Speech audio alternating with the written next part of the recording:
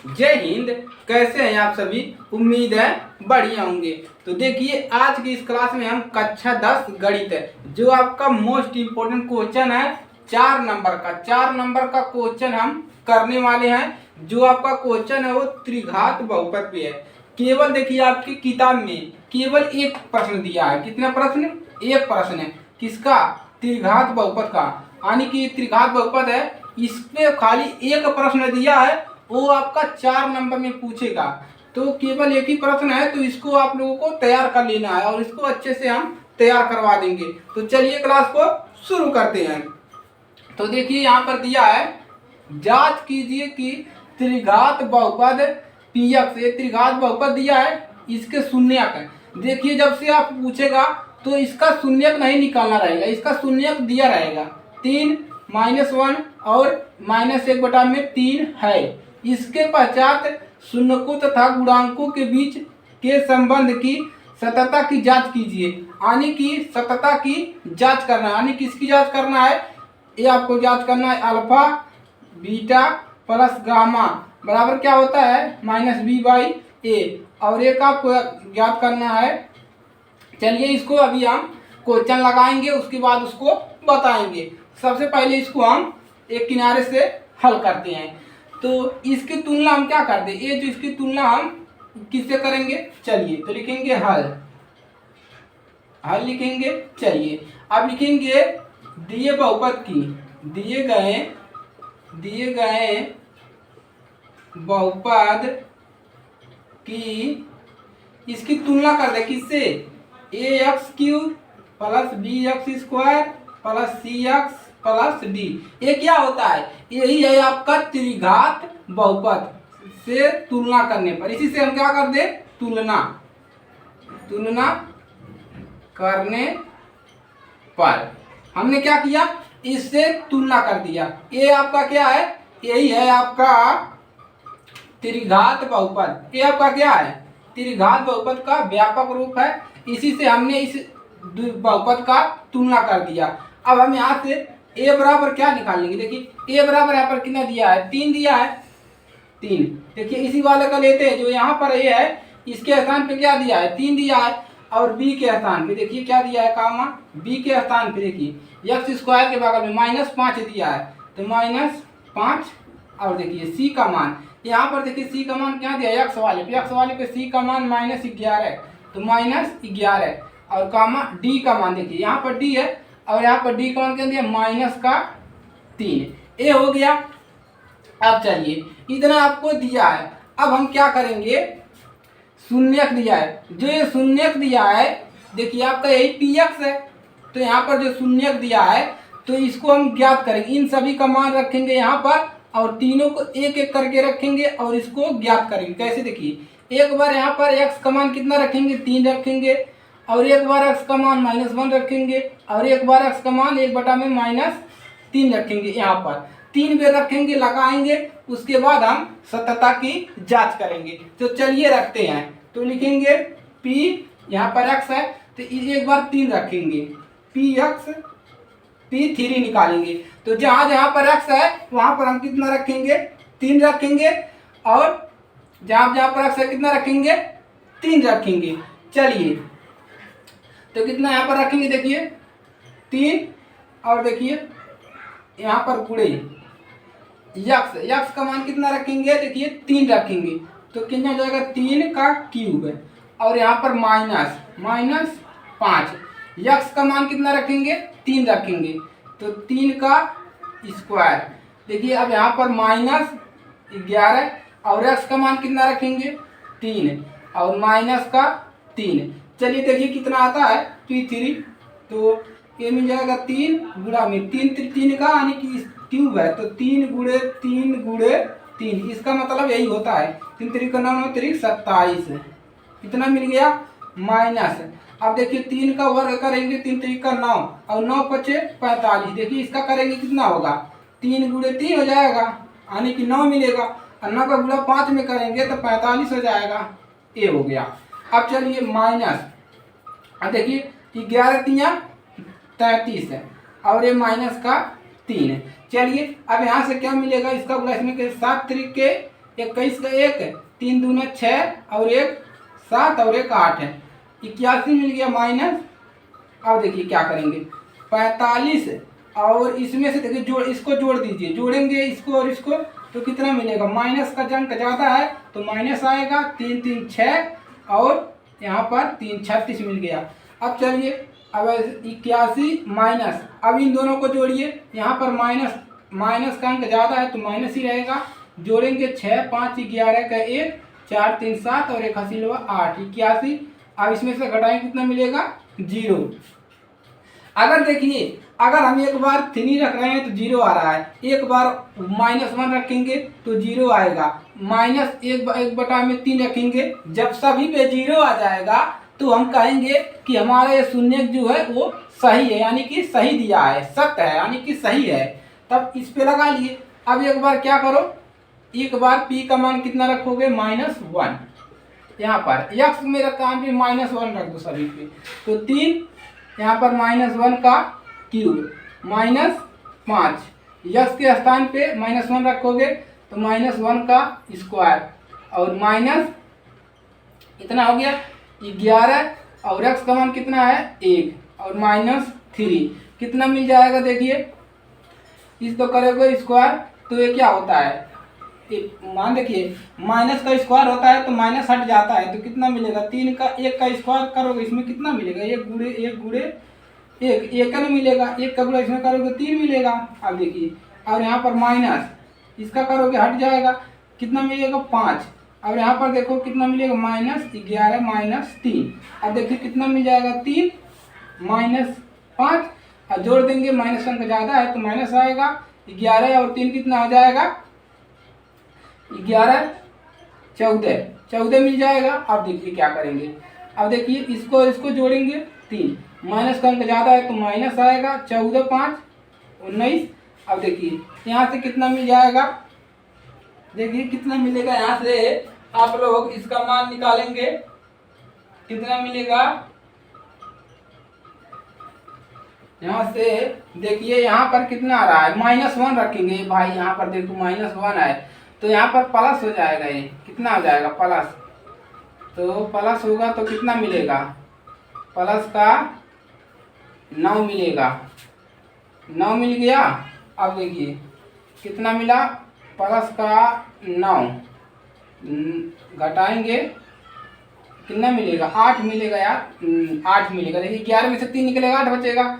अब देखिए अब 5 में से 8 निकलेगा तो कितना बचेगा, -3, अब इसमें से घटाए कितना मिल जाएगा 0, तो P1 रखने पर भी कितना मान आ गया, 0 आ गया।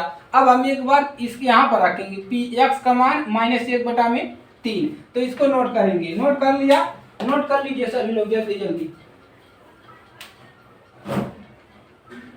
चलिए नोट कर लिया।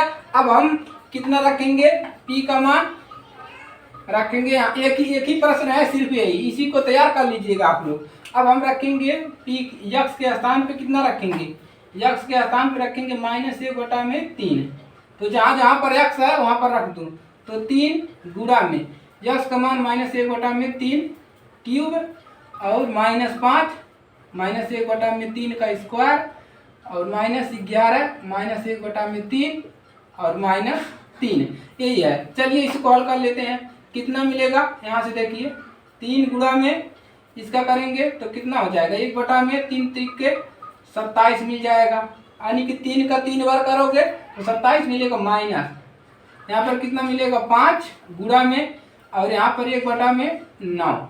अब देखिए -11, देखिए इसका करेंगे तो कितना आ जाएगा, देखिए यहाँ से होगा -11 और गुणा में -1/3 और -3, इतना मिल जाएगा। चलिए अब देखिए क्या मिलेगा यहाँ से, अब यहाँ से क्या मिलेगा, 3 एकड़ 3 और 9 त्रिके 27, तो यहाँ पर इतना मिल गया। और इसको यहाँ पर देखिए कितना मिल जाएगा आपको, 9 बचे 45, 45 एकम 45, 45 बटा में कितना मिल जाएगा 9, तो कितना मिलेगा 45 बटा में 9 हो जाएगा, तो यहाँ पर कितना बचेगा, या तो आप ऐसे करिए इसका गुणा यहाँ पर कर दीजिए, देखिए यहाँ पर मिला 1/9 और माइनस 5 का इस पे कर तो 5/9 और देखिए यहाँ पर कितना मिल जाएगा, यहाँ पर मिलेगा आपको -11/3 और -3 इतना मिल गया। चलिए यहाँ से देखिए माइनस माइनस से क्या हो जाएगा प्लस। चलिए ए मिल गया। आप क्या करोगे, अब इसी को हल कर लो, देखिए कितना आ रहा है। तो यहाँ पर हल करोगे कितना मिलेगा, देखिए इसको देखिए कितना मिल जाएगा। एलसीएम लोगे तो यहाँ से ऐसे लगा लो, देखो कितना मिलेगा। अब यहाँ से मिल जाएगा -2/3 और -2/3 और आपको मिलेगा यहाँ से और प्लस का मिलेगा यहाँ से 2/3 बराबर 0, घटाएंगे 0 मिल जाएगा। तो यहाँ से कितना मिलेगा 0, इतना आपको मिलेगा। तो ये मिल गया कि आपको 0 कितना मिल गया, इसका भी मान 0 मिल गया। अब हम क्या करेंगे, शून्यकों तथा गुणांकों के बीच संबंध, यानी कि अब हम संबंध सत्यापित करेंगे। इसको लगा लिया, अब हम संबंध को लिखेंगे। चलिए संबंध निकालते हैं। चलिए अब संबंध, पहला संबंध क्या होता है, देखिए पहला होता है alpha plus beta plus gamma बराबर होता है -b/a। अब हम बता दें आपको अल्फा का मान कौन होता है, ये पहला वाला आपका अल्फा का मान होगा, ये वाला बीटा का मान होगा और ये होता है गामा का मान। चलिए पहला वाला निकालते हैं, शून्यकों का योग में 3 निकलता है आपका। तो चलिए अल्फा का मान कितना है 3 प्लस बीटा का मान -1 प्लस गामा का मान -1/3। अब बी का मान बी का मान यहाँ से निकलेगा, हमने पहले लिख दिया था, यही बी का मान है तो -5/a होता है, ए का मान 3 है। इसी को हल कर लेंगे, देखिए इसको करेंगे 3 और यहाँ पर मिलेगा -1 प्लस माइनस से माइनस 1/3 बराबर, इन दोनों का मान बराबर होना चाहिए, इसका मतलब यही होता है। अब यहाँ पर मिलेगा 5/3 प्लस हो जाएगा। अब चलिए यहाँ पर कितना मिलेगा, इसमें से घटाएंगे तो 2 - 1/3 बराबर 5/3। अब इसका करेंगे पूरा, यहाँ पर 3 दूना 6 और 6 में से 1 निकलेगा, कितना बचेगा 5/3 बराबर 5/3। तो पहला वाला बराबर आ गया। इसी प्रकार से हमको, चलिए अब दूसरा हम निकाल लेते हैं। दूसरा आपका क्या होता है, देखिए अल्फा, देखिए दूसरा आपका होता है अल्फा बीटा प्लस, यहाँ पर अब बीटा है तो लिखेंगे बीटा, बीटा के बाद क्या आएगा गामा, अब प्लस गामा लास्ट में है तो लास्ट में गामा लिखेंगे, गामा के बाद क्या आएगा अल्फा बराबर होता है, क्या होता है -c/a, यही होता है आपका c/a। चलिए अब अल्फा बीटा का मान रख दीजिए, यहाँ पर पता है अल्फा बीटा का मान, तो कितना मिलेगा, देखिए अल्फा का मान कितना है 3 गुणा में बीटा का मान -1 प्लस बीटा का मान -1 और गुणे अल्फा का मान कितना है, गामा का मान 1/-1/3 प्लस गामा का मान -1/3 गुणे ए का मान 3 बराबर सी का मान कितना है, सी का मान 11 -11 में, और देखिए यहाँ पर 11 ए का मान कितना है 3, कितना है। चलिए हल कर लीजिए, यहाँ पर कितना मिलेगा -3 और यहाँ पर देखिए यहाँ पर मिलेगा प्लस, इसको ऐसे रहने दीजिए, देखिए 3 एकन्नम 3 यहाँ पर माइनस प्लस से माइनस 3 एकन्नम 3 और 3 का इसमें 3 में से 1 घटाओगे माइनस 1 कितना मिलेगा 2, तो 2 में कितना मिल जाएगा 3 और प्लस यहाँ पर माइनस लिख दीजिए -1/3 और गुणा में 3, देखिए माइनस प्लस से माइनस हो जाएगा और यहाँ से माइनस प्लस से माइनस यहाँ पर भी शायद आएगा माइनस, अगर आ जाएगा देखिए मान लीजिए माइनस आ गया तो यहाँ पर कितना मिलेगा माइनस आ जाएगा, तो देखिए तो यहाँ पर ए माइनस आया, अब देखिए कितना मिलेगा और यहाँ पर प्लस ही रहेगा क्योंकि यहाँ से प्लस हो जा रहा है तो ये वाला कैंसिल हो जाएगा। देखिए ई वाला तो कैंसिल हो गया। अब यहाँ पर -1 बचा और ये कितना हो जाएगा, इसका गुणा इसमें करेंगे 3 त्रिका 9 -9 और यहाँ पर माइनस ही आएगा। देखिए 3 त्रिका 9, देखिए क्योंकि प्लस माइनस से माइनस हो जाएगा, 3 त्रिके 9 और 9 माइनस से माइनस प्लस आएगा और 2 रूट जाएगा, तो कितना 9 2 11, 11 बटा में माइनस रहेगा, क्योंकि माइनस का अंक ज़्यादा है, 11 बटा में 3, 11 बटा में 3 बचेगा, इधर तो कैंसिल आउट हो गया, बराबर यहाँ पर कितना है -11 बटा में 3। तो ये मिल गया आपका दूसरा मान। अब चलिए तीसरा मान इधर निकाल लेते हैं। तीसरा मान क्या निकलेगा, ये निकलेगा अल्फा बीटा और गामा बराबर होता है -d/a। तो त्रिघात बहुपद का ही होता है। चलिए अल्फा का मान कितना है 3 गुणे बीटा का मान -1 गुणे और गामा का मान -1 बटा में 3 बराबर -d का मान 3 बटा a का मान 3, 3 एक 3, इधर कितना आ गया -1 आ गया। अब इसको हल करेंगे, देखिए कितना मिलेगा, यहाँ पर देखिए 3 कितना मिलेगा, माइनस का गुणा करेंगे तो 3 मिल जाएगा। देखिए यहाँ पर 3 मिलेगा, प्लस माइनस हट जाता है गुणे और यहाँ पर मिल जाएगा -1 बटा में 3। अब देखिए ई से ही कैंसिल हो जाएगा और यहाँ पर -1 बराबर -1। तो क्या होगा, देखिए सभी का मान बराबर आ गया, यानी कि हमारा शून्यक सही है और हमने त्रिघात बहुपद को हल कर लिया। हमको यही पूछा है शून्यकों तथा गुणांकों के बीच संबंध ज्ञात कीजिए। तो ये गुणांकों के बीच तीनों संबंध हो गया और शून्यकों का एक शून्यक निकल गया और हमने त्रिघात बहुपद को हल कर लिया। तो इसी प्रकार से हल करना है और आपके पूरे 4 नंबर मिलेंगे, एक भी आपका नंबर नहीं कटेगा। और केवल एक ही प्रश्न है इसमें, यानी कि बहुपद में त्रिघात बहुपद में खाली एक प्रश्न है। ये अगर ये प्रश्न आ जाता है तो इसको आप लोग लिख लीजिएगा, 4 नंबर मिल जाएंगे। तो इसको नोट कर लीजिए,